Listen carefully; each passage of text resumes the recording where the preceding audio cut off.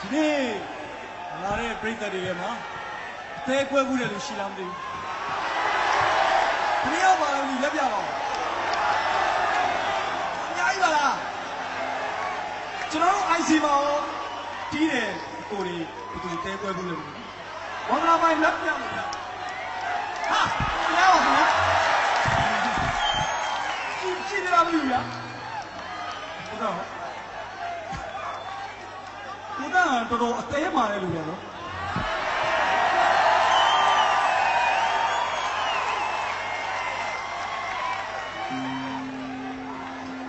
ဘယ်ခွဲရစနောပေါ်လာရီတော့ပါ